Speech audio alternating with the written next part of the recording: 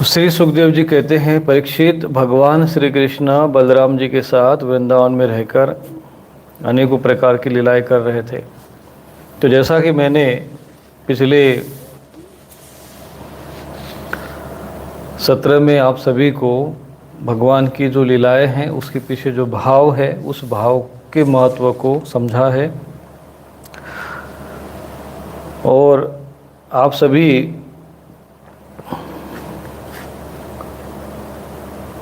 दशम स्कंद के अब 24वें अध्याय में भगवान की विभिन्न लीलाओं का वर्णन सुन रहे हैं।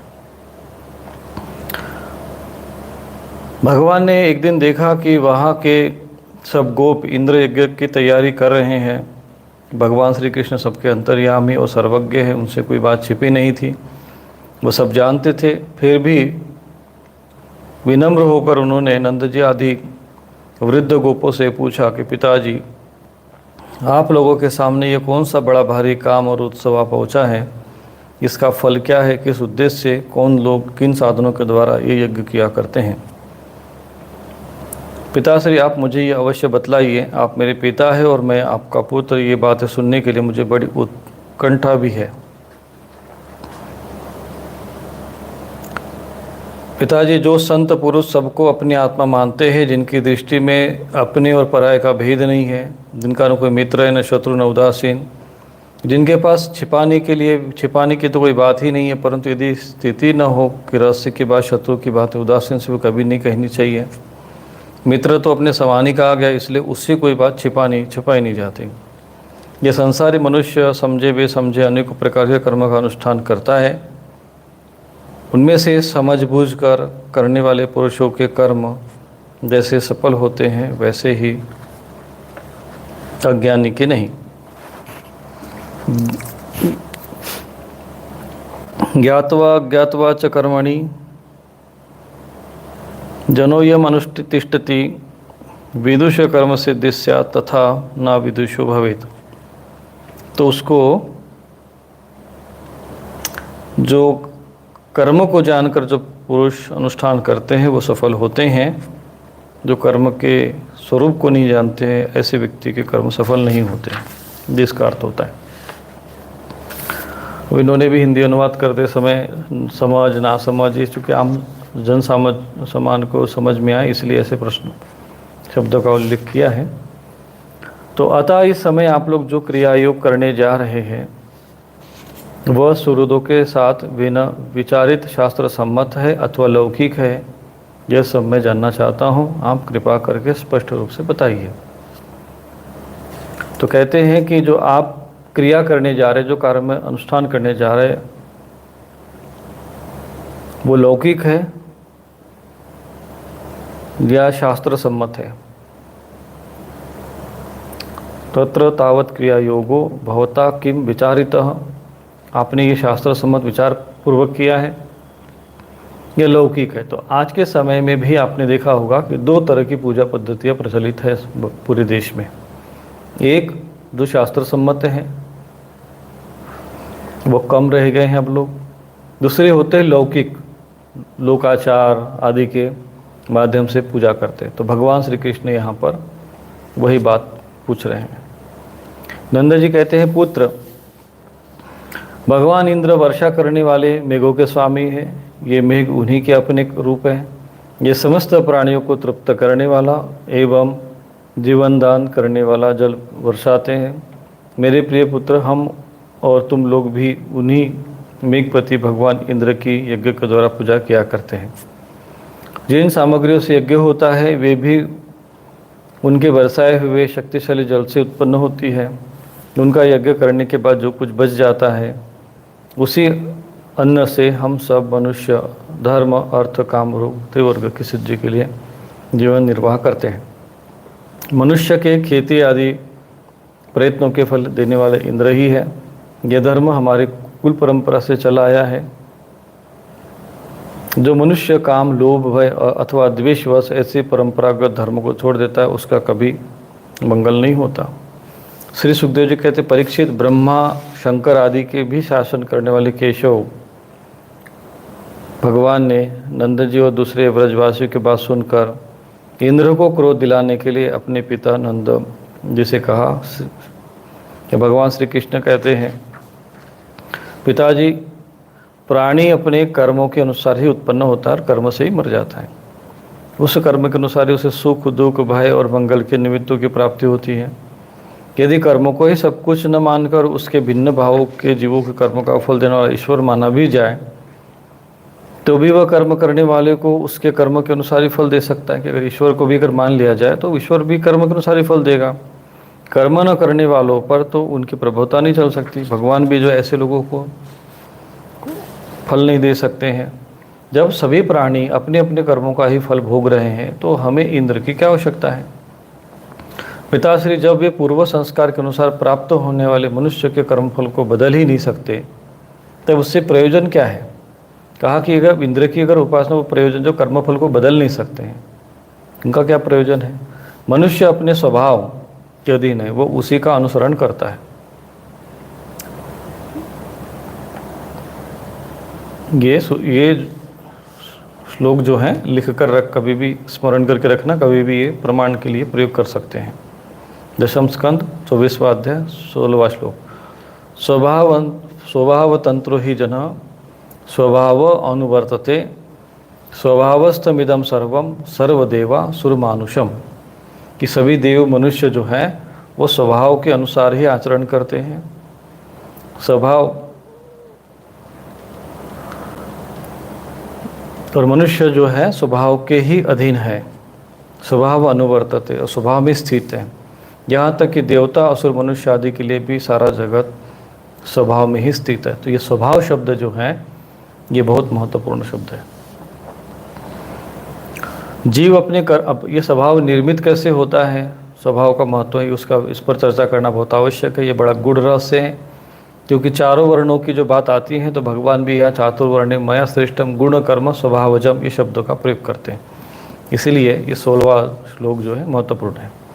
जीव अपने कर्मों के अनुसार उत्तम और अधम शरीर को ग्रहण करता छोड़ता है। अपने कर्मों के अनुसार ये शत्रु ये मित्र उदासीन ऐसा व्यवहार करता है।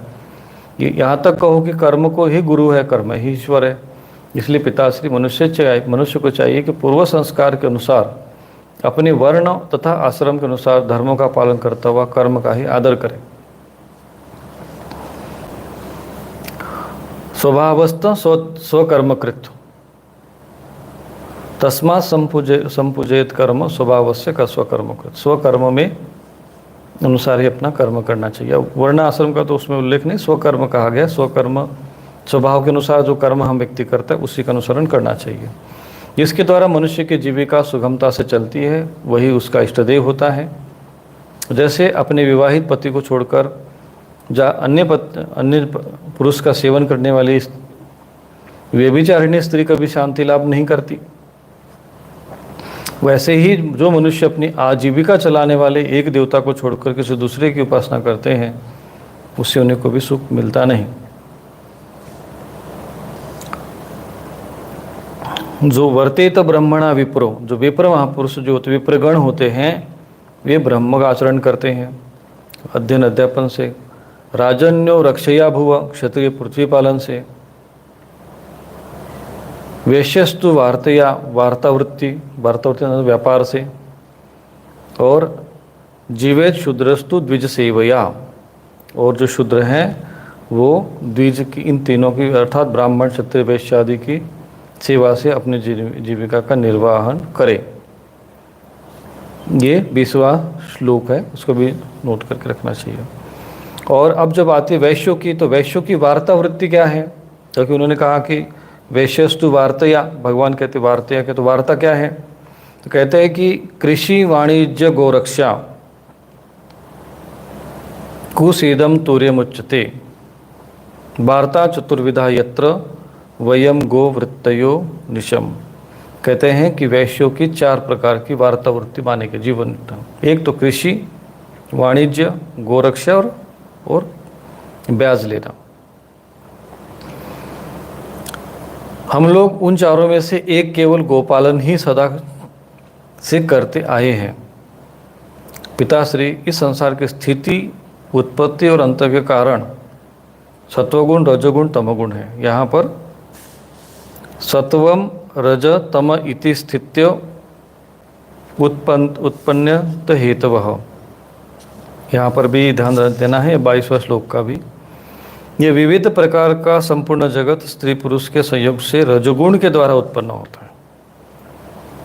रजसो उत्पद्यते विश्वम अन्योन्यम विविधम जगत। ये जो है संसार रजोगुण के द्वारा उत्पन्न होता है, ये ध्यान रखना। इसलिए ब्रह्मा जी को रजोगुण का प्रतीक माना जाता है, स्त्री पुरुष के संयोग से। उसी रजोगुण की प्रेरणा से मेघ यह सब जल करते। बोले उसी रजोगुण के कारण भगवान यहाँ पर कह रहे हैं कि रज, सत्व, रज और तम, ये तीन जो गुण हैं वही का, उसी से अन्न और अन्न से सब्जियों की जीविका चलती है। भलाई इंद्र का क्या लेना देना है, वो भला क्या कर सकता है। पिता से न तो हमारे पास किसी देश का राज्य है, न तो बड़े बड़े नगर ही हमारे अधीन है, हमारे पास गांव या घर भी नहीं है। हम तो सदा वन के वासी हैं और वन ही पहाड़ हमारे हैं, वन और पहाड़ी हमारे घर है। इसलिए हम लोग गौ, ब्राह्मण और गिरिराज का यजन करने की तैयारी करें। तस्मात् गवाम ब्राह्मणाम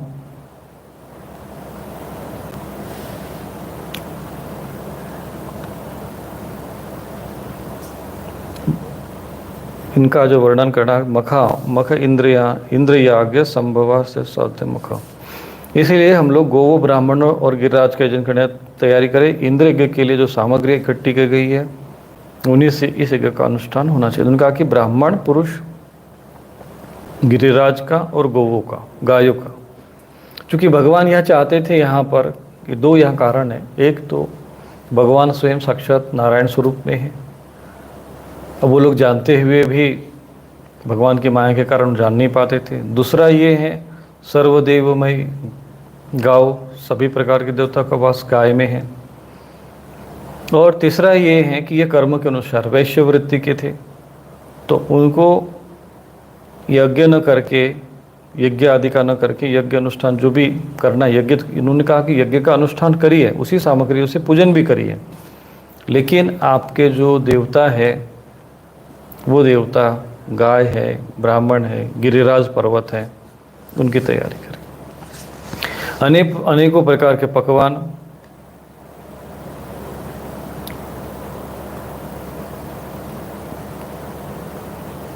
लेकर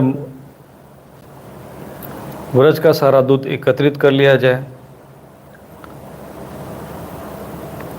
वेदवादी जो ब्रह्मवादी हैं, जो ब्रह्म ज्ञान रखते हैं, ब्राह्मणे ब्रह्मवादी भी ही, ब्राह्मण वो जो ब्रह्म के प्रति उपासना रखते हो, ऐसे द्वारा भली भांति हवन कराया जाए और ब्राह्मणों के द्वारा हवन कराया जाए।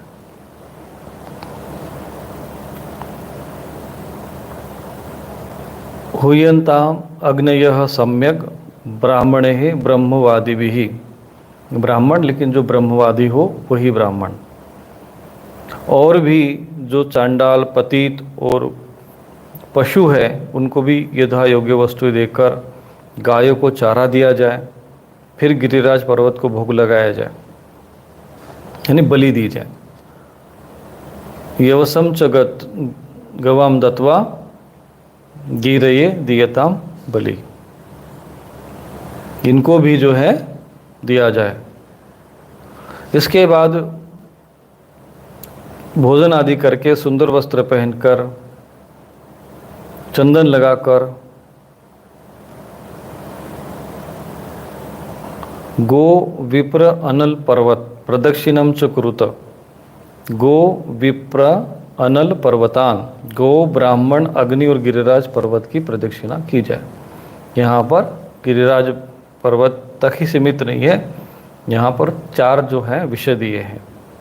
कई लोग जो गोवर्धन पर्वत की पूजा का इतना प्रचलन समाज में हो गया है तो वो ठीक है, परंतु ये जो 3 चीज़ें हम लोग भूल गए हैं।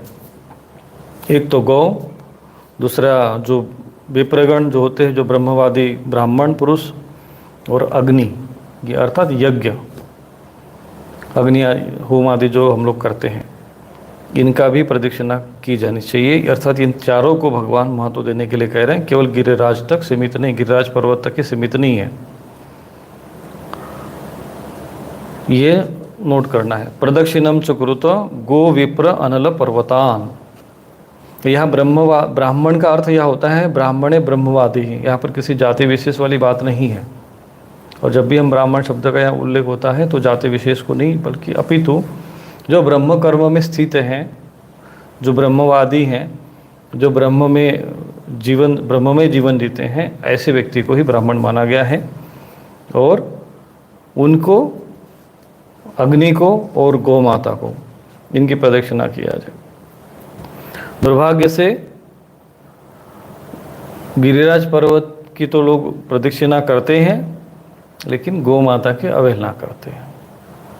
और परिणाम ये है कि वो आज भी, जिसको हम वृंदावन कहते, मथुरा कहते, वो आज भी वैसा ही जो है, वो जो भाव था, जो आनंद हुआ करता था, वो नहीं है। आप यमुना जी का स्थिति देख सकते हैं, वहाँ की स्थिति देख सकते हैं। वहाँ उन्नति और ऐश्वर्य का अभाव है, केवल गौ माता की जो है अवहेलना करने के कारण, जो ब्रह्मज्ञानी महापुरुषों का अवहेलना करने के कारण, और अग्नि की अवहेलना करने के कारण। क्योंकि पूर्ण ज्ञान हम लोगों को नहीं दिया जाता। गोवर्धन पर्वत की महिमा तो बताई गई, परंतु भगवान श्री कृष्ण ने उस समय में केवल गोवर्धन पर्वत को ही पूजनीय नहीं माना, उनकी ही प्रदक्षिणा नहीं करने को कहा, अपितु साथ में गौ, अग्नि और ब्राह्मण का भी वर्णन यहाँ पे आया हुआ है। प्रदक्षिणम च कुरुत गो विप्र, यह विप्र शब्द आया है, ध्यान रखना। अनल अग्नि और पर्वतान और पर्वत, इनका जो है प्रदक्षिणा करनी चाहिए, तब आपकी जो ये प्रदक्षिणा पूर्ण मानी जाती है, जब आप वहाँ ये इस प्रकार का प्रचलन है। लेकिन अब क्या है, कोई वृंदावन गया तो बस गोवर्धन की परिक्रमा करनी है। अपूर्ण भागवत कथा आप लोगों को सुनाई गई है, गोवर्धन जी की महिमा है, गोवर्धन जी की परिक्रमा, तो सारे लोग गोवर्धन जी की परिक्रमा करते हैं। और वही सड़क पर गाय जो है प्लास्टिक का कचरा खाते हुए दिखाई देती हैं, उसको चारा भी देने का विचार मन में नहीं आता। या भगवान कहते हैं अन्यभ्यश्च श्वप चांडाल पतितेभ्यो यथार्हतः यवसम च गवाम दत्वा गिरये दीयताम बलिम। और बलि देना है वहाँ पर, गिरिराज पर्वत को भोग देना है। या बलि का अर्थ होता है भोग। और गायों को चारा देना है। जो वहाँ पतित पुरुष जो भी है, चंडाल है, पतित लोग हैं, यहाँ तक शव शब्द आया है, तो कुत्ते आदि जो वहाँ पर अन्य पशु हैं, उनको भी यथा योग्य वस्तुएं देना है। तो हमें जब ये प्रदक्षिणा करते हैं, परिक्रमा करने जाते हैं, तो क्यों करने जाते हैं? क्योंकि हमने ये पढ़ा है कि भगवान कृष्ण ने गोवर्धन पर्वत की उपासना की थी, पूजा की थी। ये हमें सिखाया जाता है, हमें बताया जाता है भागवत कथा में। लेकिन उनको ये नहीं बताया जाता कि ये भी अग्नि की भी प्रदक्षिणा करनी है, गाय की भी प्रदक्षिणा करनी है, कुत्तों को भी भोजन कराना है, पशु पक्षियों को भी कराना है। पूर्ण जो है ज्ञान नहीं दिया जाता, एकांगी ज्ञान। एक तरफा जो है लोटा जो है लुढ़क जाता है, तो उसके अंदर जो पानी रहता है वो सब गड़बड़ा जाता है।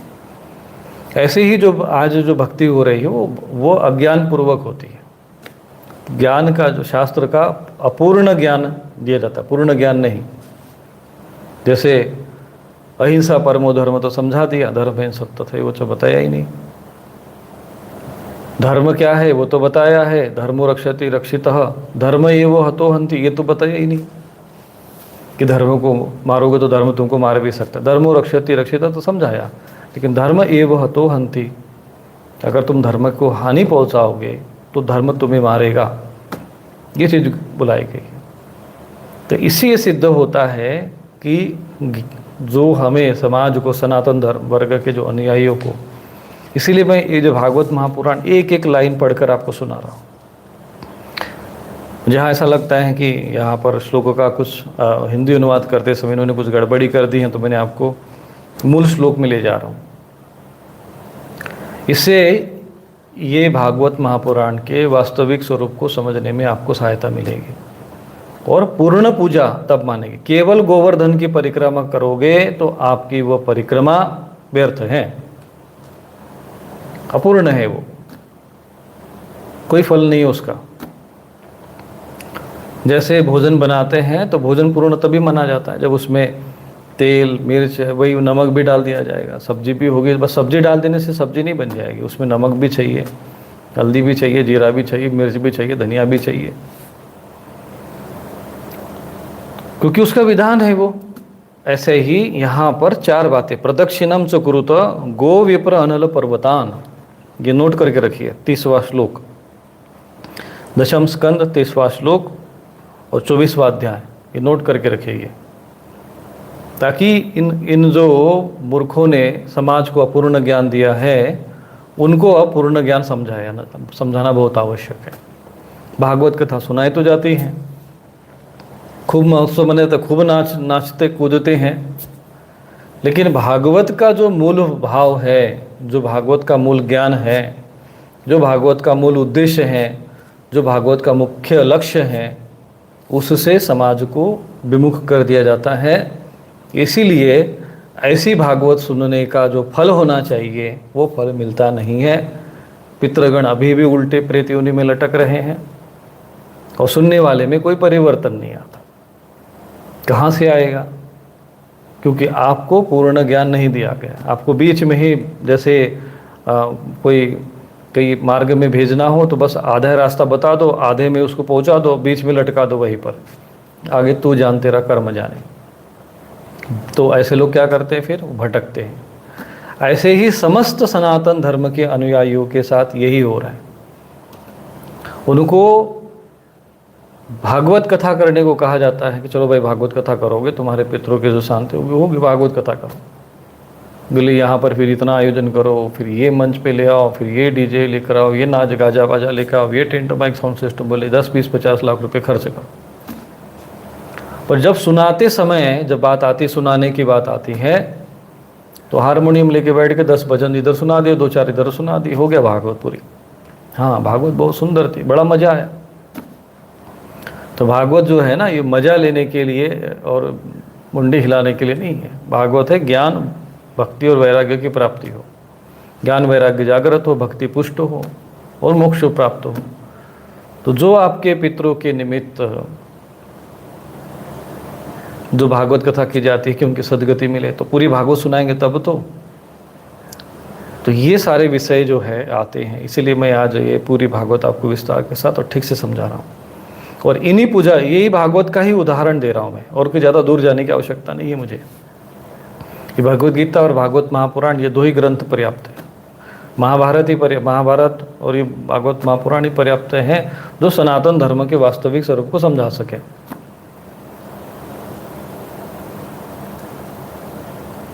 पूर्ण ग्रंथ है ये, इसमें भगवान श्री कृष्ण की अद्भुत लीलाओं का वर्णन है, सर्वांगीण वर्णन है।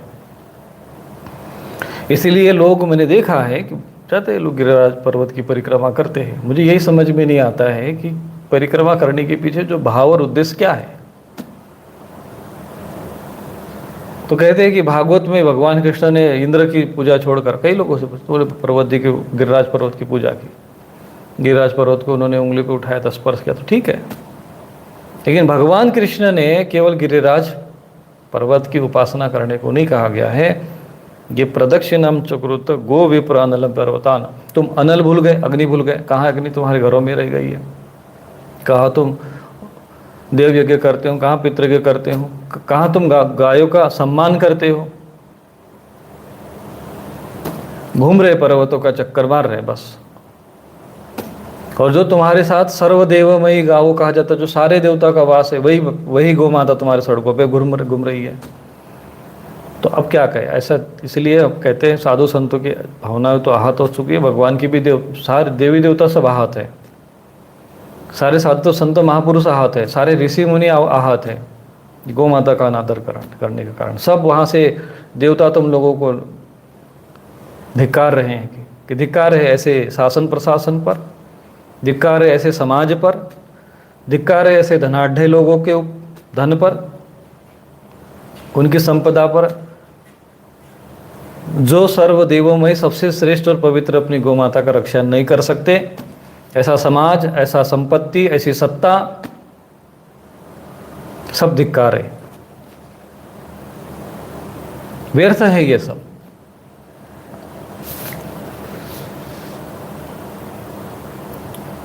वहां तो भगवान कृष्ण ने पर्वत की एक बार पूजा की, क्योंकि वो इंद्र को शिक्षा भी देनी थी और फिर इनको भी ज्ञान देना था कि भाई हमारा जो कर्म है उसी के अनुसार हमें आचरण करना चाहिए। कई लोग ऐसे ही अनगढ़ंत चीज़ें, अशास्त्रीय चीज़ें, धर्म का पालन करना नहीं, कोई भी जैसे भी आचरण कुछ नहीं और कर्म कुछ और चल रहे। तो भगवान श्री कृष्ण यहाँ ये चीज़ समझाने का प्रयत्न करते हैं, इसीलिए ये चीज़ें समझनी चाहिए। पहले आप अनेक प्रकार के वहाँ पर, यहाँ पर यज्ञ की बात आई है कि ब्राह्मण जो ब्रह्मवादी ब्राह्मण है, जो ब्रह्म ज्ञान में स्थित है, जो ब्रह्म कर्म करते हैं। ब्रह्म कर्म कौन से हैं? क्षम दम तप शौचम शांति आर्जवमेव च ज्ञान विज्ञान आस्तिक्यम ब्रह्म कर्म स्वभाव। ये ब्रह्म कर्म में स्थित है। ऐसे ब्राह्मणों के द्वारा पहले यज्ञ करो, फिर अन्न का दान करो,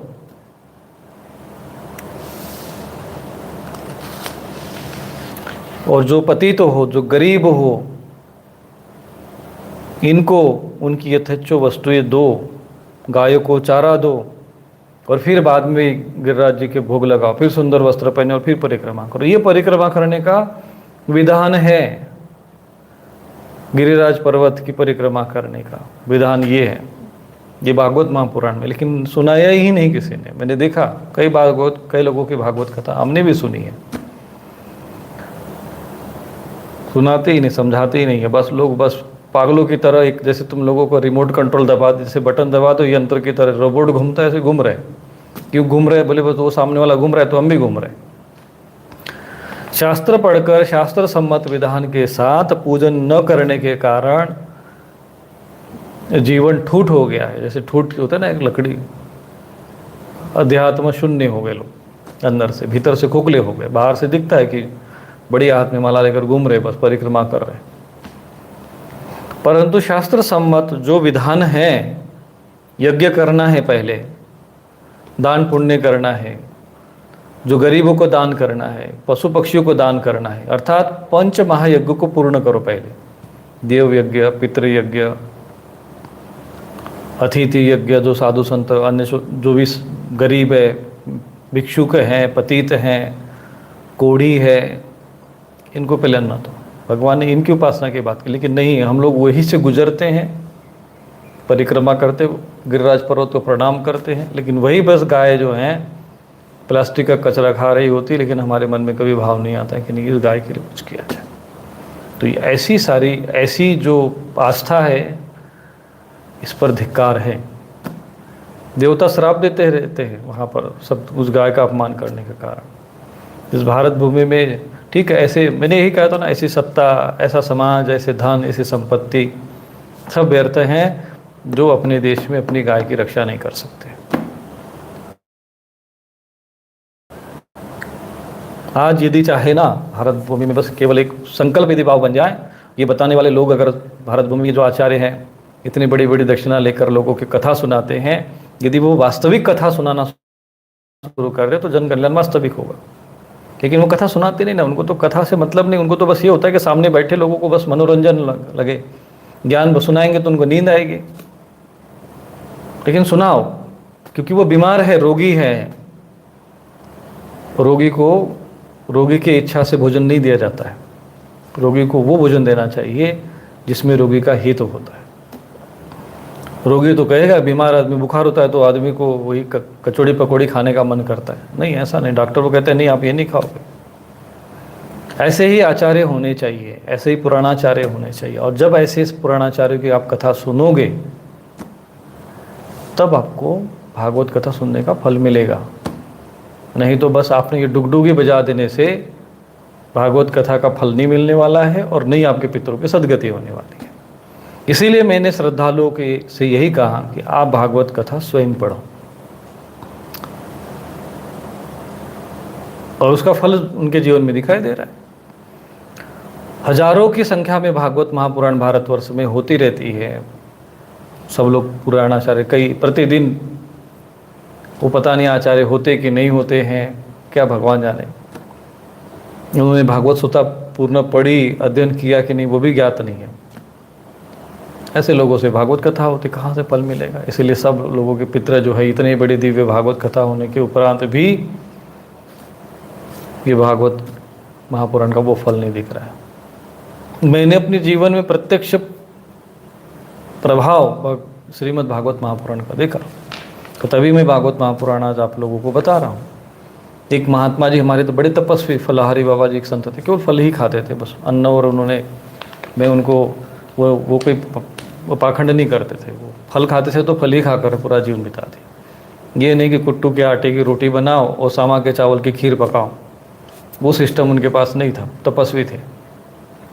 जहाँ हम रहते हैं उसी के पास में उनका उसके पास में गंगा जी के तट पर तपस्या करते थे। ऐसे महापुरुषों के सानिध्य में ऐसे महापुरुषों के हमने दर्शन किए हैं, सानिध्य में रहा हूँ, उनकी कृपा हमको मिली है। तो फल खाते थे तो फल ही खाते थे बस, फलाहारी मतलब फलाहारी। ये नहीं कि फिर कुट्टू के आटे की रोटी बनाओ, समा के चावल की खीर बनाओ और फिर कोई सब्जी भी काट के थोड़ा सा सेंधा नमक डाल दो तो भाई हम फलाहारी है, ऐसा नहीं है। बहुत तपस्वी थे वो, उनके पास बैठो तो अनुभूतियाँ होती थी। तो उन्होंने भागवत कथा, भागवत महापुराण मुझे दी थी कि तुम भागवत महापुराण पढ़ना। उन्हें महाराज मैं तो भजन करने आया हूँ, बोले नहीं तू पढ़ेगा आगे चल के। तो उस समय मुझे पता भी नहीं था, अभी तो वो शरीर नहीं रहा उनका। तो मैंने कहा कि चलो एक बार जब हमने देखा कि ये जो किसी महिला के शरीर में उसकी जो जेठानी आती थी, जो विष खा के मर गई थी, उसके लिए कई प्रकार के उपाय कर लिए थे हमने, सदगति हो उसके लिए। वो तो रुद्राभी से 3-4 साल से बेचारे कष्ट में थे। सारे क्षेत्र में गया श्राद्ध और पिशाच मोचन सब जगह घूम के आ गए थे, 2-2, 3-3 बार गए बेचारे, क्योंकि वो प्रतिदिन आते थे और पूरा घर के वातावरण दूषित कर देते थे। अंत में किसी तरह हमारे संपर्क में, उस समय हमें पता नहीं था कि ये सब चीज़ें होती, लेकिन हमने भी कुछ अनुष्ठान वगैरह करा, कुछ फल ही नहीं हुआ। अंत में हमने उससे बातचीत की है, फिर बातचीत किया उससे, तो उसने कहा कि हाँ मुझे मुक्ति चाहिए। अब मुक्ति चाहिए तो कैसे, तो फिर हमने भी देखा कि शास्त्र में ऐसे लोगों की मुक्ति का, तो क्योंकि श्राद्ध वगैरह करके देख लिया था, तो हमने भागवत महापुराण स्वयं पहली बार सुनाई। 8-10 लोग ही थे बैठे हुए, अपने परिवार के लोग, और हमने सुना दे भागवत जैसे थे। और भागवत सुनाने के बाद गंगा जी में वो गई, सब लोगों को लेकर गए गंगा जी में, जैसी डुबकी लगाई, और वो जो थी वो शरीर में आकर सुनती थी उस देवरानी के। और डुबकी, जब भागवत समापन के बाद गंगा जी में डुबकी लगाई और उसके बाद जो वो गायब हुई, तो फिर कभी दोबारा शरीर में नहीं आई, उसका मोक्ष हो गया। प्रत्यक्षम किम प्रमाणम, मैं आपको बताता हूँ, प्रमाण है हमारे पास। हमने भागवत महापुराण का, पुराण की जो महिमा, स्कंद महापुराण में जो धुंधुकारी की कथा आती है उसको देखा है, सुना है भागवत कथा। और हम उस समय ऐसे ही भागवत सुनाते थे जैसे आपको सुना रहे भी, माना कि थोड़ा सा 7 दिन में सुनानी थी तो ज़्यादा समय देते थे, और इतना विस्तार पूर्वक न समझाकर हम थोड़ा विषय को, जितने भी 12 स्कंद है पूरा विषय हमने लिया था और सुनाया, फल हुआ तत्काल प्रत्यक्ष अपने जीवन के सामने।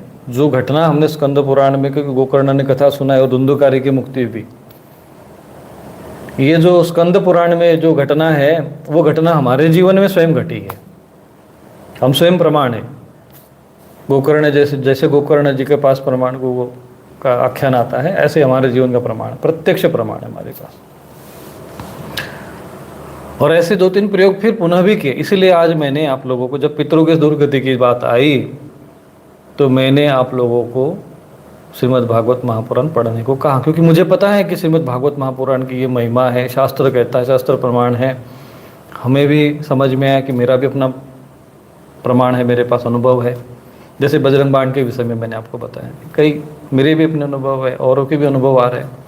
जो साधनाएं मैंने की, जिन देवताओं की उपासना की, जिस पद्धति से की, जो मेरे अनुभव रहे, मुझे पता था कि राम रक्षा स्तोत्र का क्या प्रभाव होता है या कवच का क्या प्रभाव होता है, तो मैंने आप लोगों को बताया, भागवत महापुराण का भी बताया। लेकिन जिस विधि से पढ़नी चाहिए भागवत, जो विधान होना चाहिए भागवत पढ़ने का, वो विधान जो है इन मूर्खों ने, डुगडुगी बजाने वालों ने पूरा उसको नष्ट भ्रष्ट कर दिया।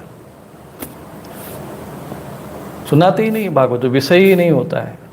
और इसके कारण समाज में भक्ति को लेकर जो समाज में एक सम्मान भाव लोगों के हृदय में शास्त्रोक्त तो भक्ति होनी चाहिए, वो खत्म हो गई। अब जो भक्ति दिख रही है वो बाहर से दिख रही है, भीतर से एकदम खोखलापन है और उसका परिणाम नहीं है। और ये चीज़ें मैंने अपने जीवन में देखी हैं, वो अनुभव आपके सामने रखा है।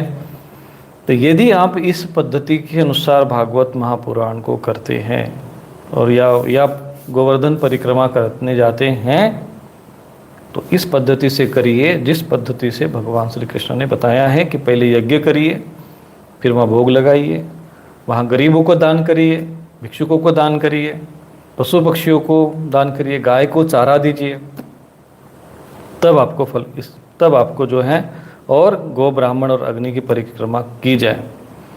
पिताश्री मेरी तो ऐसी ही सम्मति है, कहते कि ये तो मेरी कहना ऐसा है, यदि आप लोगों को रुचि लगे तो ऐसा ही कीजिए। ऐसा यज्ञ गो ब्राह्मण और गिरिराज को प्रिय होगा ही, मुझे भी बहुत प्रिय है। कहते हैं कि देखो, अगर यदि आप इस प्रकार से करोगे, केवल पार्वती की परिक्रमा करने से भगवान प्रसन्न होने वाले नहीं है, ये ध्यान रखना कभी भी।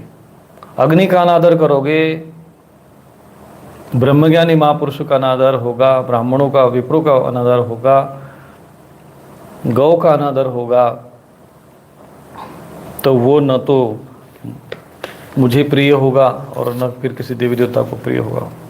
तो इस पद्धति से यदि आप करेंगे तो गिरिराज भी को प्रिय होगा और मुझे भी प्रिय होगा। तो यही घटना कि गिरिराज जी की पूजा जो है भगवान श्री कृष्ण ने कराई, यही बताकर लोग गिरिराज परिक्रमा कराते हैं और गिरिराज जी की परिक्रमा करते हैं। तो ये उसका जो विधान है वो ये बताते नहीं है जो भागवत में भगवान कृष्ण ने बताया।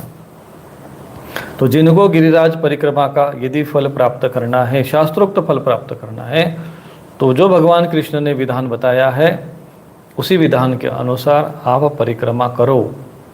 परिक्रमा मत करो ऐसा हम नहीं कह रहे हैं, परिक्रमा करो, परंतु शास्त्रोक्त पद्धति के साथ करो। जो शास्त्रीय विधान है, जो श्रीमद् भागवत में महापुराण में विधान है, उस अनुसार करो। तो श्री सुखदेव जी कहते हैं कि परीक्षित, कालात्मा भगवान की इच्छा थी। अब भगवान, अब यहाँ पर प्रश्न उठेगा कि भाई आखिर भगवान कृष्ण ने कि इंद्र यज्ञ को क्यों? क्योंकि इंद्र यज्ञ तो वैदिक कर्म था, तो भगवान ने ऐसा क्यों किया? तो सुखदेव जी कहते, परीक्षित, कालात्मा भगवान की इच्छा थी कि इंद्र का जो अहंकार है वो चूर चूर हो जाए, कर दे। नंद बाबा आदि गोपों ने उनकी बात सुनकर बड़ी प्रसन्नता से स्वीकार कर लिया। भगवान श्री कृष्ण ने जिस प्रकार यज्ञ करने को कहा वैसा ही यज्ञ उन्होंने प्रारंभ किया। वाचयित्वा स्वस्तयन तद्द्रवेण गिरिद्विजान, पहले उन्होंने विप्रों के द्वारा स्वस्ति वाचन कराया, फिर उसी सामग्री से गिरिराज जी की और ब्राह्मणों की उपास को सादर भेंटें दी, गोवों को हरी हरी घास खिलाई। उसके बाद नंद आदि गोपों ने गोवों को आगे करके गिरिराज जी की प्रदक्षिणा की, गायों को आगे रखकर प्रदक्षिणा की, गायों को साथ में लेकर करना चाहिए। ब्राह्मणों का आशीर्वाद प्राप्त करके और वे और गोपियाँ भली भांति श्रृंगार करके और बैलों से जूती गाड़ियों पर सवार होकर भगवान कृष्ण की लीलाओं का गान करते हुए गिरिराज की परिक्रमा करने लगे। ऐसा नहीं कि आप पैदल ही चलो, कुछ लोग गिरिराज परिक्रमा कर रहे, वो एक पत्थर रखते हैं फिर साष्टांग दंडवत करते हैं, तो वो अच्छा है, तपस्या का भाव है, लेकिन ये आवश्यक नहीं है कि आप लोग पैदल ही चलो, साष्टांग दंडवत करते भी चलो। जो जैसा जिसकी क्षमता हो, योग्यता हो, उस अनुसार आप परिक्रमा कर सकते हो। उन्होंने बैलों से जुती हुई गाड़ी पर सवार होकर भी परिक्रमा की है। भगवान श्री कृष्ण गोपों को विश्वास दिलाने के लिए गिरिराज के ऊपर एक विशाल शरीर धारण करके प्रकट हो गए। तो वहाँ पर भगवान श्री कृष्ण ने वहाँ पर अपना स्वरूप धारण कर किया तथा मैं गिरिराज हूँ इस प्रकार कहते हुए सारी सामग्री जो है उन्होंने ग्रहण की। भगवान श्री कृष्ण ने अपने उस स्वरूप को दूसरे ब्रजवासियों के साथ स्वयं ही प्रणाम किया और कहने लगे, देखो ये कैसा आश्चर्य है, गिरिराज ने साक्षात प्रकट होकर हम पर कृपा किया। तो भगवान ने ही स्वयं जो है वहाँ पर अपना रूप धारण कर लिया और उनसे कहा कि देखो कृपा की है, ये चाहे जैसा रूप धारण कर सकते हैं, जो वनवासी जीव इनका निरादर करते हैं उन्हें ये नष्ट कर देते। तो आज जो भगवान जो यहाँ पर शिक्षा देना चाहते हैं कि गाय, अग्नि, पर्वत, पशु पक्षी, पतित, इन सब की सेवा करनी चाहिए। आज हम पर्वत नष्ट कर रहे हैं, गायों को कत्तल खाने में मार रहे हैं, सड़कों पे गाय घूम रही है। ये धर्म नहीं है, ये भक्ति नहीं है और ये भविष्य के कल्याण के संकेत नहीं है, विनाश और पतन के लक्षण है। इसीलिए ये जो है आपको ध्यान देना पड़ेगा और इसी प्रकार से आराधना, यही भागवत महापुराण का भाग है, इसीलिए ये विषय आता है। अब से सुखदेव जी कहते हैं कि परीक्षित जब इंद्र को पता लगा, इंद्र का तो अस्तित्व है ही है, इंद्र यज्ञ भी होता है, अब इंद्र का अपना महत्व है, परंतु भगवान ने वहाँ जो बातें कही हैं वो किसी दूसरे भाव से कहीं, क्योंकि इंद्र को भी थोड़ा सा अहम हो गया था कहीं ना कहीं। जब इंद्र को पता चला कि मेरी पूजा बंद कर दी गई, तब वे नंद बाबा आदि गोपों पर बहुत क्रोधित हुए, परंतु उनके क्रोध करने से होता क्या, उन गोपों के रक्षक तो बस भगवान कृष्ण ही थे। इंद्र को अपने पद का बड़ा अहंकार था, वे समझते थे कि मैं ही त्रिलोक का ईश्वर हूँ। उन्होंने, क्योंकि ये तो अहंकार तो होता है, जहाँ जिसको पद मिला बस वो सोचता है कि बस मैं ही हूँ और कोई है ही नहीं। फिर सत्ता पाते से ही जिसके अंदर ये अहम आ जाए वो खत्म है, समझ लो, समाप्त है वो। और फिर यही इंद्र जो है जब असुर इनके पर आक्रमण करते तो फिर वापस देवताओं के पास जाते हैं। अभी ये स्वयं देवता बन के बैठे हैं। तो जहाँ अहंकार आ गया है वो व्यक्ति स्वयं पतित होता है और उसके साथ साथ समाज भी पतित होता है। इंद्र को अपने पद का बड़ा अहंकार था, वो समझता था कि मैं ही त्रिलोक का ईश्वर हूँ। उन्होंने क्रोध से तिल मिलाकर प्रलय करने वाले मेघों के सावर्तक नामक गण को व्रज पर चढ़ाई करने की आज्ञा दी। कहा कि ओह, इन जंगली ग्वालों को इतना अहंकार, सचमुच ये धन का नशा है, क्योंकि उसे भगवान के उस स्वरूप का पता ही नहीं था। भला देखो तो उसे एक साधारण मनुष्य कृष्ण के बल पर इन्होंने मुझ देवराज का अपमान कर डाला कि भगवान के स्वरूप को जानता नहीं था इंद्र, कि वहाँ पर उनको कह रहा है कि साधारण मनुष्य है।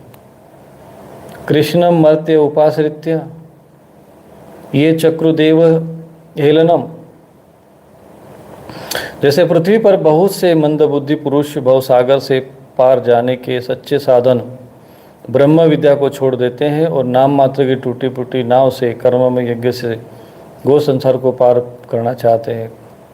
अब भगवान श्री कृष्ण को भी ये थोड़ा अपशब्द यहाँ कहता है कि वो अभिमानी है और वाचाल है।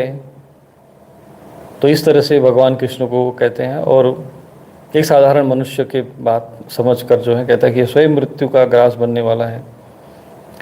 तो इस प्रकार से ये उन्होंने आज्ञा दी कि तुम लोग ब्रज में जाकर धन में मद में और चूर उन ब्रजवासियों को धूल में मिला दो, उनके पशुओं का संहार कर डालो। मैं भी तुम्हारे पीछे पीछे ऐरावत हाथी पर चढ़कर नंद के व्रज का नाश करने के लिए महापराक्रमी मरुद गणों के साथ आता हूँ। श्री सुखदेव जी कहते हैं, परीक्षित, इंद्र ने इस प्रकार प्रलय के मेघों को आज्ञा दी और उनके बंधन खोल दिए। अब वे बड़े वेग से नंद जी के व्रज पर चढ़ आए और मुसलधार पानी बरसाकर सारे व्रज को पीड़ित करने लगे। चारों ओर बिजलियाँ चमकने लगी, बादल आपस में टकरा कर कड़कने लगे और प्रचंड आंधी की प्रेरणा से वे बड़े बड़े ओले बरसाने लगे। इस प्रकार जब दल के दल बादल आकर वो खंबे के समान मोटी मोटी धाराएं गिराने लगे, तब ब्रज भूमि का कोना कोना पानी से भर गया और कहाँ नीचा है कहाँ ऊंचा इसका पता चलना कठिन हो गया। इस प्रकार मुसलधार वर्षा और झंझावात के चपेटे से जब एक पशु ठिठुरने और कांपने लगा, एक एक पशु ठिठुरने और कांपने लगा, ग्वाल और ग्वाली ने भी ठंडक के मारे व्याकुल हो गई, तब वे सब भगवान की शरण में आए। मुसलधार वर्षा से सताए जाने के कारण सबने अपने अपने अपने सिर बच्चों और को निहुर कर उनके शरीर के नीचे छिपा लिया था। वे कांपती भगवान की शरण में पहुंची, बोले कि प्यारे कृष्ण, तुम बड़े भाग्यवान हो। अब तो कृष्ण केवल तुम ही हमारे भाग्य की रक्षा होगी। प्रभु, इस सारे गोकुल के स्वामी और एकमात्र रक्षक आप ही हो। इंद्र के क्रोध से अब हमारी रक्षा कर सकते हो। भगवान ने देखा कि वर्षा और ओलों की मार से पीड़ित होकर सब बेहोश हो रहे। वे समझ गए कि ये सारी करतूत इंद्र की है, उन्होंने ही क्रोधवश ऐसा किया है। वे मन ही मन कहने लगे, हमने इंद्र का यज्ञ भंग कर दिया है। इसी से व्रज का नाश करने के लिए बिना ऋतु के ही ये प्रचंड वायु और ओलों के साथ घनघोर वर्षा कर रहे हैं। अच्छा, मैं अपनी योग माया से इसका उत्तर देता हूँ। ये मूर्खतावश अपने को लोकपाल समझ मानते हैं। इनके ऐश्वर्य और धन का घमंड अज्ञान में चूर चूर कर दूंगा। तो अधिकांश भगवान यहाँ पर केवल असुरों को ही उनका ही दमन करने के लिए नहीं, जो भी अहंकार, जिनको ऐश्वर्य का, धन का और अज्ञानता पूर्वक जिनके मन में अहंकार था, उन सभी का भगवान ने दमन किया है। देवता लोग तो सत्व प्रधान होते हैं, इनमें अपने ऐश्वर्य पद का अभिमान नहीं होना चाहिए। लेकिन उस समय जो इंद्र रहे होंगे वो थोड़े सत्वगुण से कम रहे होंगे। अतः ये उचित है कि इस सत्वगुण से च्युत देवताओं का मैं मान भंग कर दूं, क्योंकि वो कहते हैं कि देवता जो सत्वगुण प्रधान होते हैं, राक्षस जो है रजोगुण प्रधान होते, यक्ष राक्षस रजोगुण प्रधान होते, प्रेत पिशाच तमोगुण प्रधान होते हैं। तो देवताओं में सत्वगुण होना चाहिए, शांति होनी चाहिए, परंतु ये बहुत अहंकार, ऐश्वर्य और धन का मद इसको हो गया है और अज्ञानता के कारण ये भगवान के उस स्वरूप को भी नहीं समझ पा रहा है। तब इनका इस सत्वगुण से च्युत हुए दुष्ट देवताओं का भाई मान भंग कर दूं, इससे अंत में उन्हें शांति ही मिलेगी। ये सहारा व्रज और मेरे आश्रित है, मेरे द्वारा स्वीकृत है और एकमात्र मैं ही इनका रक्षक हूँ। अतः मैं अपनी योग माया से इनकी रक्षा, संतों की रक्षा करना तो मेरा व्रत ही है। अब उसके पालन का अवसर आ पहुँचा है। इस प्रकार भगवान श्री कृष्ण ने खेल खेल में एक ही हाथ से गिरिराज पर्वत को उखाड़ लिया और जैसे छोटे छोटे बालक बरसाती छत्ते के पुष्पों को उखाड़कर हाथ में रख लेते हैं, वैसे उन्होंने उस पर्वत को धारण कर लिया। इसके बाद भगवान ने गोपों से कहा कि माताश्री, पिताश्री और ब्रजवासियों, तुम लोग अपनी अपनी गो सब सामग्रियों के साथ इस पर्वत के गड्ढे में आकर आराम से बैठ जाओ। देखो, तुम लोग ऐसी शंका न करना कि मेरे हाथ से पर्वत गिर पड़ेगा। तुम लोग तने भी मत डरो। इस आंधी और पानी के डर से तुम्हें बचाने के लिए मैंने ये युक्ति रची है। जब भगवान श्री कृष्ण ने इस प्रकार सबको आश्वासन दिया, ढाढ़स बढ़ाया, तब सबके सब ग्वाल अपने अपने गोधन, छकड़े, आश्रितों, पुरोहितों और भृत्यों को अपने अपने साथ लेकर गोवर्धन के उस गड्ढे में आ गए और भगवान श्री कृष्ण ने सब ब्रजवासियों के देखते देखते भूख प्यास की पीड़ा, आराम विश्राम की आवश्यकता आदि सब बुलाकर 7 दिन तक उस पर्वत को उठाए रखा। वे एक डग वहाँ भी इधर उधर नहीं हुए। श्री कृष्ण की योग माया का प्रभाव देखकर इंद्र के आश्चर्य का ठिकाना न रहा। अपना संकल्प पूरा न होने के कारण उसकी सारी हेकड़ी बंद हो गई। वे बहुत चक्के से रह गए। उन्होंने अपने मेघों को अपनी अपनी वर्षा रोकने को कह दिया। जब गोवर्धनधारी भगवान श्री कृष्ण ने देखा कि ये भयंकर आंधी और घनघोर वर्षा बंद हो गई, आकाश से बादल छट गए और सूर्य दिखने लगे, तब उन्होंने गोपों से कहा कि मेरे प्रिय गोपों, अब तुम निडर हो जाओ और अपनी स्त्रियों, गोधन, बच्चों के साथ बाहर निकल जाओ। देखो, अब आंधी पानी बंद हो गया है और नदियों का पानी भी उतर गया। भगवान की ऐसी आज्ञा पाकर अपने अपने गोधन, स्त्रियों, बच्चों और बूढ़ों को साथ लेकर अपनी सामग्री छकड़ों पर लाद कर धीरे धीरे सब लोग बाहर निकल आए। सर्वशक्तिमान भगवान श्री कृष्ण ने भी सब प्राणियों के देखते देखते खेल खेल में ही गिरिराज को पूर्ववत अपने स्थान पर रख दिया। ब्रजवासियों का हृदय प्रेम के आवेग से भर रहा था। पर्वत को रखते ही वे भगवान कृष्ण के पास दौड़ आए। कोई उन्हें हृदय लगाने लगा, कोई चूमने लगा। सबने उनका सत्कार किया। वृद्ध गोपियों ने बड़े आनंद और स्नेह से दही, चावल, जल आदि से उनका मंगल तिलक किया और उन्मुक्त हृदय से शुभ आशीर्वाद दिए।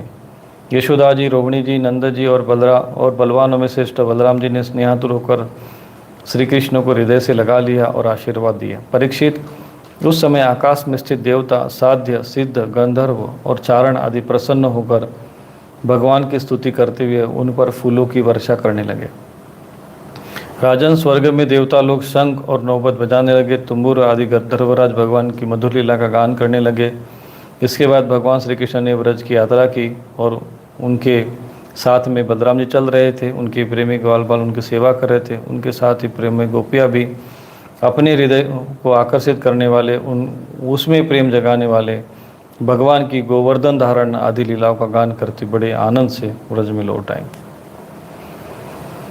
श्री सुखदेव जी कहते, परीक्षित, व्रज के गो भगवान श्री कृष्ण के ऐसे अलौकिक कर्म देखकर बड़े आश्चर्य में पड़ गए। उन्हें भगवान की अत्यंत शक्ति का तो पता था ही नहीं। वे एकत्रित होकर आपस में इस प्रकार कहने लगे, इस बालक के ये कर्म बड़े अलौकिक हैं। इसका हमारे जैसे सामान्य ग्रामीण क्षेत्र में जन्म लेना तो इनके लिए बड़ी निंदा की बात है। भला ये कैसे उचित हो सकता है? जैसे गजराज कोई कमल उखाड़ कर अपने ऊपर उठा ले और धारण करे, वैसे ही इस नन्हे से 7 वर्ष के बालक ने, उस समय भगवान की आयु 7 वर्ष की हो गई थी। 6 वर्ष की आयु में वो वृंदावन आए थे, 7 वर्ष के, तो 7 वर्ष के बालक ने यह सप्त हायनो बाल 7 वर्ष के आयु थे, उखाड़ लिया और खेल खेल में 7 दिन तक उठाए रखा। ये साधारण मनुष्य के लिए भला कैसे संभव है? ये छोटा सा बालक, उस समय बड़ी भयंकर राक्षसी पुतना आई, इसने आंखें बंद किए और उसका स्तनपान तो पिया ही, प्राण भी पी डाले। ठीक वैसे ही जैसे काल शरीर की आयु को निगल जाता है। जिस समय यह केवल 3 महीने का था और छकड़े के नीचे सोकर रो रहा था, उस समय रोते रोते इसने ऐसा पाँव उछाला कि उसकी ठोकर से बड़ा भारी छकड़ा उलट कर गिर गया।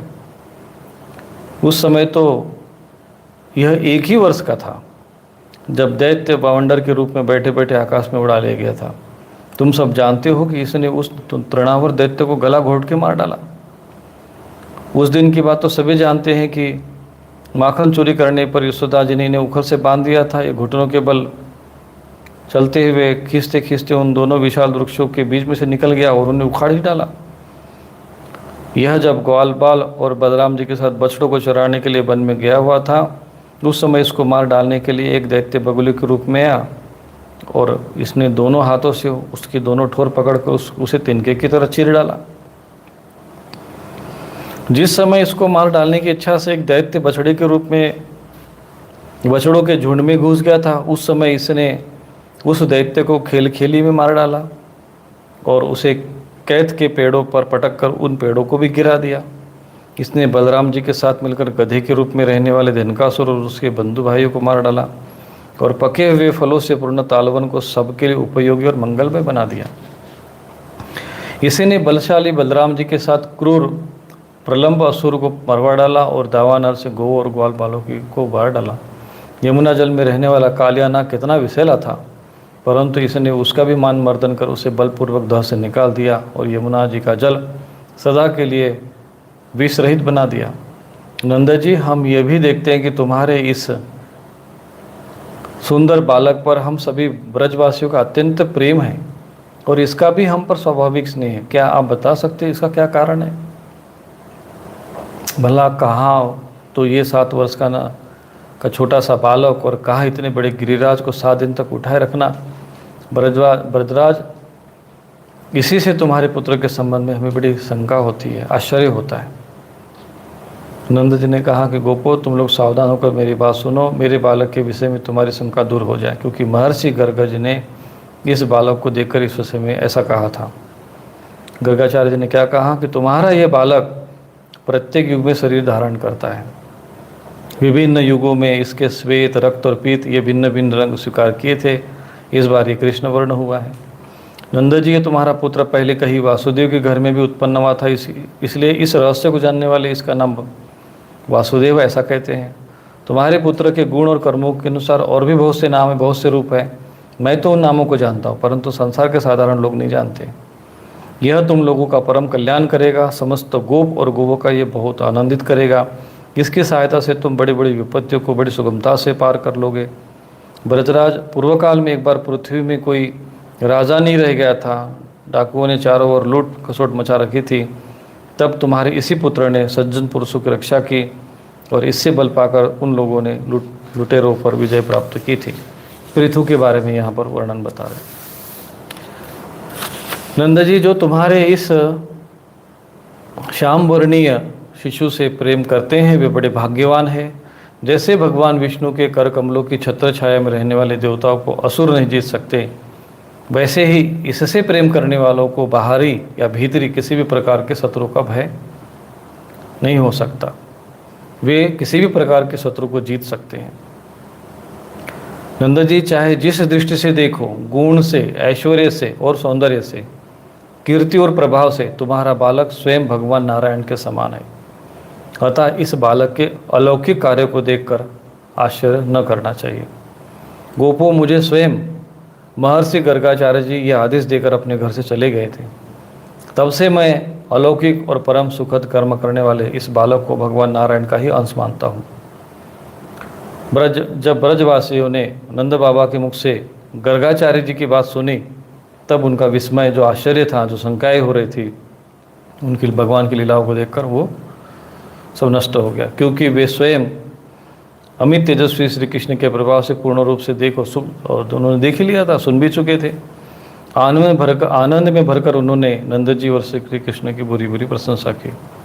जिस समय अपना यज्ञ भंग होने के कारण इंद्र क्रोध के मारे आग बबूला हो गए थे और मूसलधार वर्षा करने लगे थे, उस समय वज्रपात और ओलों की बौछार और प्रचंड आंधी से स्त्री, पुरुष, पशु और ग्वाले अत्यंत पीड़ित हो गए थे। अपने शरण में रहने वाले ब्रजवासियों की दशा देखकर भगवान के हृदय करुणा से भर आया, परंतु एक नई लीला करने के विचार से तुरंत ही प्रसन्न होने लगे। जैसे कोई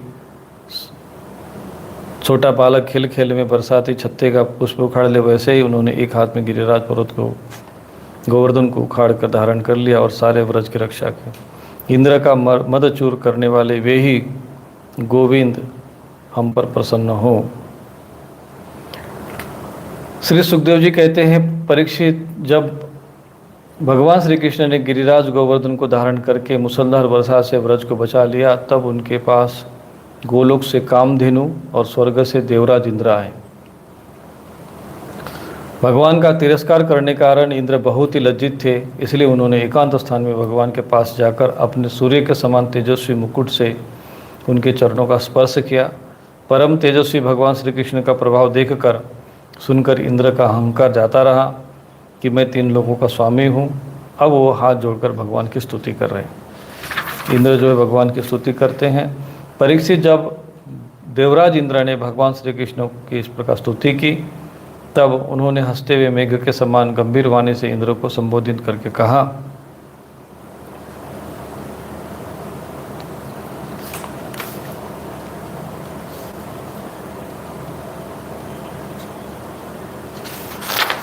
अब इंद्र जो है यहाँ पर जो भगवान का स्तुति कर रहे हैं, उस पर भी थोड़ा पढ़ लेते हैं हम लोग। इंद्र ने कहा कि भगवान, आपका स्वरूप परम शांत, ज्ञानमय, रजोगुण तमोगुण से रहित एवं विशुद्ध अप्राकृतिक सत्वमय है। विशुद्ध सत्वम तव धाम शांतम तपोमयम ध्वस्त रजस तमस्कम।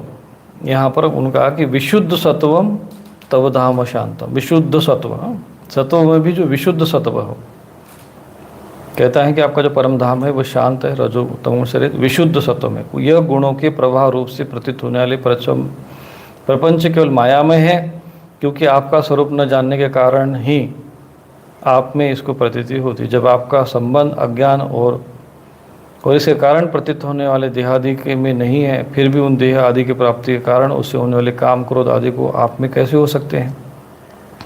प्रभु, इन दोषों का होना तो अज्ञान का लक्षण है। इस प्रकार यद्यपि अज्ञान और उससे होने जगत से कोई संबंध नहीं है, फिर भी धर्म की रक्षा और दुष्टों का दमन करने के लिए आप अवतार ग्रहण करते हैं और निग्रह अनुग्रह भी करते हैं। आप जगत के पिता, गुरु और स्वामी हैं। आप जगत का नियंत्रण करने के लिए दंड धारण किए हुए दुस्तर काल हैं।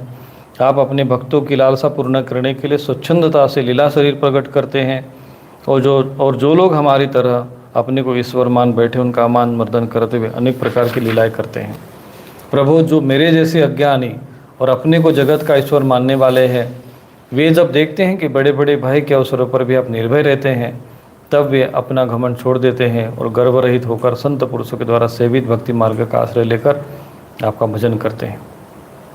प्रभु, आपकी एक एक चेष्टा दुष्टों के लिए दंड विधान है। प्रभु, मैंने ऐश्वर्य के मद से चूर होकर आपका अपमान किया, क्योंकि मैं आपकी शक्ति और प्रभाव के संबंध में बिल्कुल अज्ञानी था। परमेश्वर, आप कृपा करके मुझे मूर्ख अपराधी का ये अपराध क्षमा करें, और ऐसे कृपा करें कि मुझे फिर कभी ऐसे दुष्ट अज्ञान से ग्रसित न होना पड़े।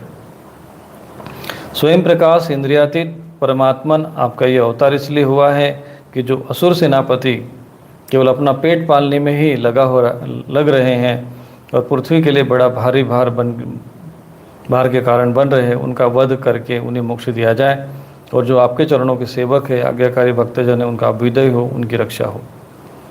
तो यहाँ पर भगवान का जो अवतार किस लिए हुआ है, ये वो इंद्र स्वयं बता रहे हैं कि जो असुर है, जो केवल अपना ही पेट पालने में लगे हुए और पृथ्वी के लिए भार बन गए हैं, उनका वध करके उनको मोक्ष दिया जाए, और जो भक्ति करते हैं, जो भगवान के भक्त हैं, उनका अभ्युदय है, उनकी रक्षा हो। तो भगवान, मैं आपको नमस्कार करता हूँ। आप सर्वांतयामी पुरुषोत्तम और सर्वात्मा वासुदेव हैं। आप यदुवंशियों के एकमात्र स्वामी, भक्तवत्सल और सबके चित्त को आकर्षित करने वाले, मैं आपको बार बार नमस्कार करता हूँ। आपने जीवों के समान कर्मवश होकर नहीं, स्वतंत्रता से अपने भक्तों की तथा अपनी इच्छा के अनुसार शरीर स्वीकार किया है। आपका यह शरीर भी विशुद्ध ज्ञान स्वरूप है। आप सब कुछ हैं, सबके कारण और सबके आत्मा है। मैं आपको बार बार नमस्कार करता हूँ। प्रभु, आप मेरे अभिमान का अंत नहीं है। मेरा क्रोध भी बहुत ही तीव्र और मेरे वश के बाहर है।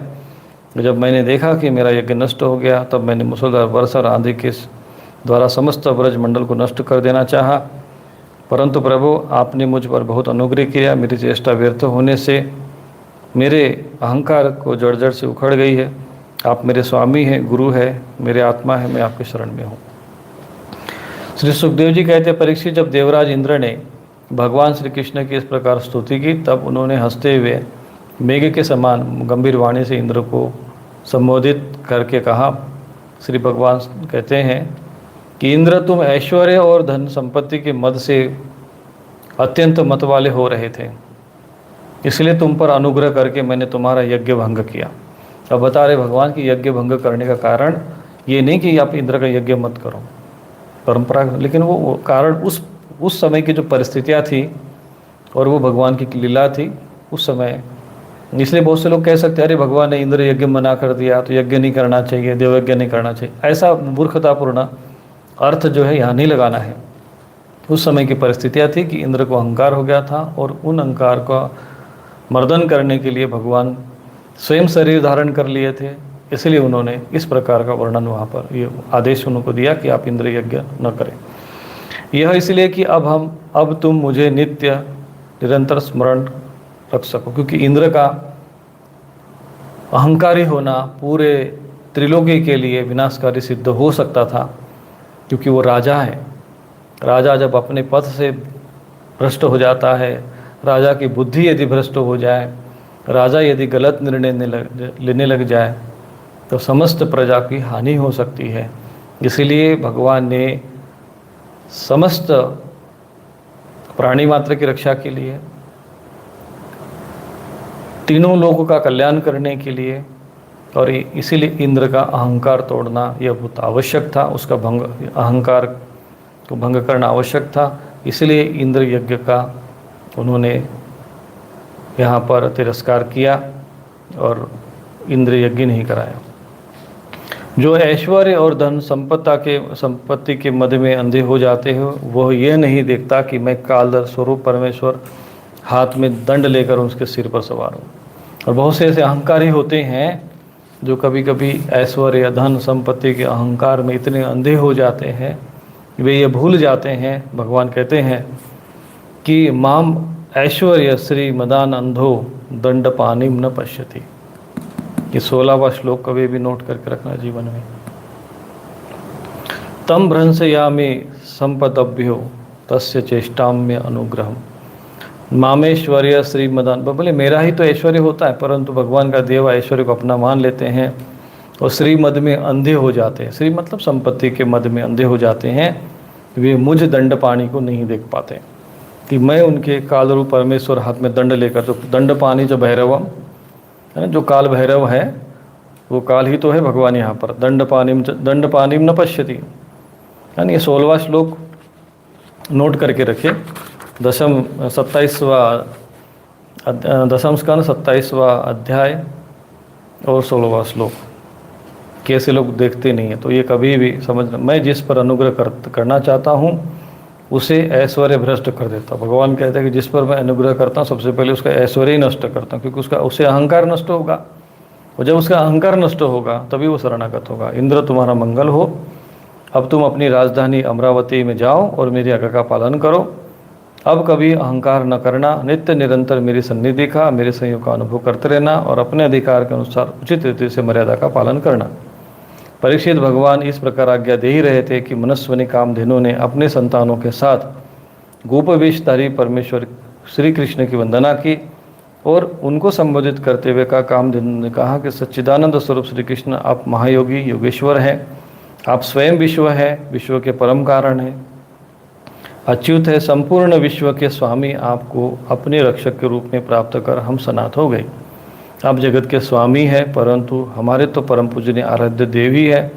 प्रभु इंद्र त्रिलोकों के इंद्र हुआ करे, परंतु हमारे इंद्र तो आप ही हैं, और आप ही गौ ब्राह्मण देवता और साधु जनों की रक्षा के लिए हमारे इंद्र बन जाइए। हम गौवे ब्रह्मा जी की प्रेरणा से आपको अपना इंद्र मानकर अभिषेक करेगी। विश्वात्मन, आपने पृथ्वी का भार उतारने के लिए अवतार धारण किया है। श्री सुखदेव जी कहते, परीक्षित भगवान श्री कृष्ण ने भगवान श्री कृष्ण से ऐसा कहकर कामधेनु ने अपने दुहे हुए दूध से और देवमालाओं की प्रेरणा से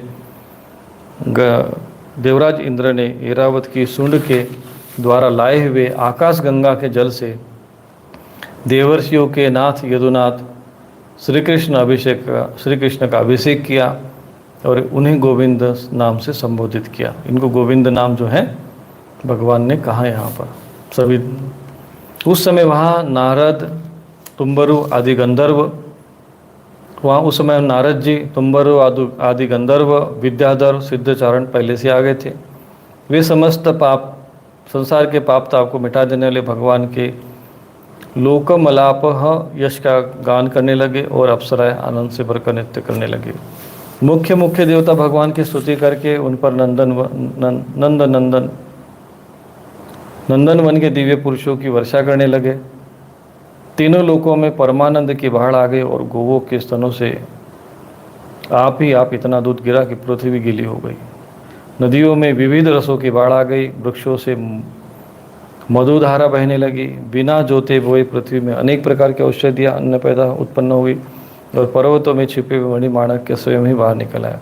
परीक्षित भगवान श्री कृष्ण का अभिषेक होने पर जो जीव स्वभाव से ही क्रूर है वे भी वैरहीन हो गए, उनमें भी परस्पर मित्रता हो गई। इस प्रकार इंद्र ने गौ और गोकुल के स्वामी श्री गोविंद का अभिषेक किया और उनसे अनुमति प्राप्त होने पर देवता गंधर्व आदि का स्वर्ग की यात्रा की। तो भगवान श्री कृष्ण का अभिषेक करना चाहिए, दूध दही आदि से भगवान श्री कृष्ण का अभिषेक करे।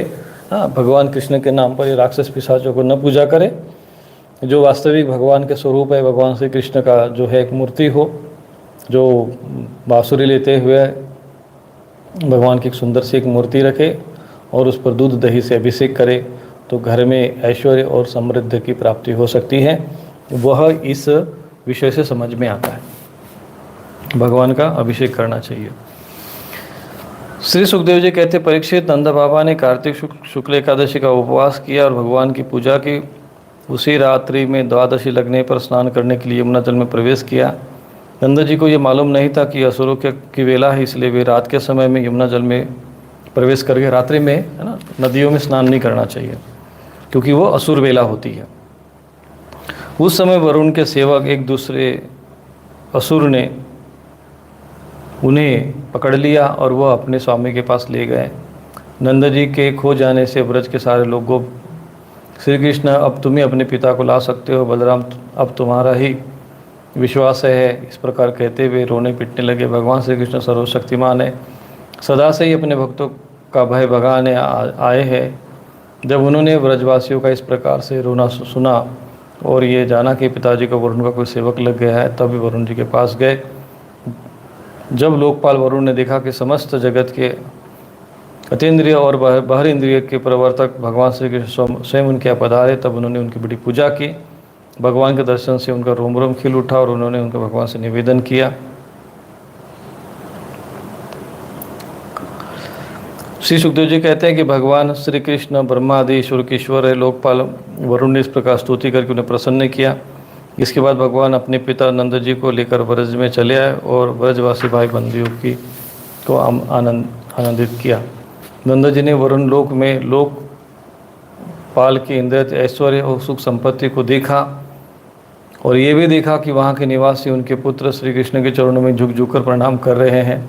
उन्हें बड़ा विस्मय हुआ। उन्होंने ब्रज में आकर अपने जाति भाइयों को ये सब बातें सुनाई। तो उन्होंने देखा कि वहाँ वरुण लोक में इतना बड़ा सुख है, संपत्ति है, ऐश्वर्य है, इतना दिव्य लोक है, इतने बड़े देवता हैं, लेकिन वो भगवान कृष्ण को प्रणाम करे तो उनको बड़ा आश्चर्य हुआ। तो परीक्षित भगवान के प्रेमी गोपियाँ सुनकर ऐसा समझने लगे कि अरे ये तो स्वयं भगवान ही है। जब उन्होंने मन ही मन बड़ी उत्सुकता से विचार किया, क्या कभी जगदीश्वर भगवान श्री कृष्ण हम लोगों को भी अपना वह मायामय स्वधाम, जहाँ केवल इनके प्रेमी भक्त ही जा सकते, दिखलाएंगे क्या? परीक्षित भगवान श्री कृष्ण स्वयं सर्वदर्शी है, भला उनसे कैसे बात छिपी हुई अपने आत्मीय गोपों की अभिलाषा जान गए। उनका संकल्प सिद्ध करने के लिए कृपा से भरकर इस प्रकार सोचने लगे कि संसार में जीव अज्ञानवश शरीर में आत्मबुद्धि करके भांति भांति की कामना और उसकी पूर्ति के लिए नाना प्रकार के कर्म करता है। फिर उनके फलस्वरूप देवता, मनुष्य, पशु आदि ऊंची नीची योनि में भटकता फिरता है, अपनी असली गति को नहीं जान पाता। परम दयालु भगवान श्री कृष्ण ने ऐसा विचार करके उन गोपों को माया अंधकार से अतीत अपना परम धाम दिखलाया। भगवान ने पहले उनको उस ब्रह्म का साक्षात्कार करवाया जिसका स्वरूप सत्यम ज्ञानम अनंतम सनातन, सत्यम ज्ञानम अनंतम यद ब्रह्म ज्योति सनातनम। ये भगवान, ये ब्रह्म का स्वरूप है, सत्यम ज्ञानम अनंतम यद ब्रह्म ज्योति सनातनम, जो ज्योति स्वरूप है और समाधिनिष्ठ गुणातीत पुरुष ही जिसे देख सकते हैं। यद्य पश्यन्ति मुनयो गुण पायो समाहिता। जिस जलाशय में अक्रूर को भगवान ने अपना स्वरूप दिखलाया था, उसी ब्रह्म स्वरूप ब्रह्म हृदय में भगवान उन गोपों को ले गए। वहाँ उन लोगों ने उसमें डुबकी लगाई, वे ब्रह्म हृदय में प्रवेश कर गए। तब भगवान ने उनमें से उनको निकालकर अपने परम धाम का दर्शन कराया। उस दिव्य भगवत स्वरूप लोक को देखकर नंद आदि गोप परमानंद में मग्न हो गए। वहाँ उन्होंने देखा कि सारे वेद मूर्तिमान होकर भगवान श्री कृष्ण की स्तुति कर रहे हैं। वे देखकर सभी गोप परस्पर विस्मित हो गए। तो इस प्रकार से आज भगवान की इतनी लीला है हमने आपको सुनाई। कल रासलीला पर हम चर्चा करेंगे, लेकिन जो रासलीला के विषय को समझना चाहते हैं तो अभी जो आज जो हमने प्रथम थोड़ा इंटरनेट के कारण वो डिस्टर्ब हो गया था, तो आप जो इसके पहले का जो भाग है, आज का जो प्रथम भाग है, उसको अवश्य सुन ले, समझ ले, क्योंकि भाव को न समझेंगे, उस मधुर भाव के उस भाव को नहीं समझेंगे, तब तक आप रासलीला के इस भाव को न समझ पाएंगे। और कल हम रासलीला का वर्णन सुनेंगे, उसके बाद कंस का उद्धार चलेगा। तो ये भगवान की कथा है। अब ये जब तक चल रही है, सुनने वालों को भी अच्छी लग रही है, वो हमें सुनाने में भी आनंद आ रहा है। वैसे बहुत वर्षों के उपरांत हम भी सुना रहे हैं, माना कि मैं भगवान को प्रसन्न करने की भावना से ही और आप सबका कल्याण हो इसी भावना से सुना रहा हूँ। इसीलिए जैसा भी हम जो भी भगवान की प्रेरणा है, जैसा परिस्थितियाँ हैं, उसी परिस्थिति के अनुसार ये भागवत महापुराण आपको सुना रहे हैं। आप भी इसको श्रद्धापूर्वक श्रवण करें और श्रवण करते करते आप, चूँकि ये इंटरनेट पे उपलब्ध हो गया है, तो आप इसको इस प्रकार से ऑन कर दें कि दूसरे भी सुन सके। आप न सुन सके तो कम से कम आपके पितृगण जो सूक्ष्म रूप से वहाँ पर है घर में, जो किसी भी रूप में हो, तो उनके निमित्त संकल्प कर दें कि हमारे पितृगण जो है, जो भी किसी भी दुर्गति को प्राप्त हो, तो उनको ये भागवत महापुराण सुनाई दे। इस तरह का संकल्प करेंगे तो उनका भी कल्याण हो जाएगा श्रीमद् भागवत महापुराण को सुनने से। और उनकी भी सदगति हो जाएगी। तो पूरा ये जो विषय है आप धीरे धीरे प्रतिदिन थोड़ा सुनते रहना, जिससे आपका कल्याण होता रहेगा। तो आज इतना ही।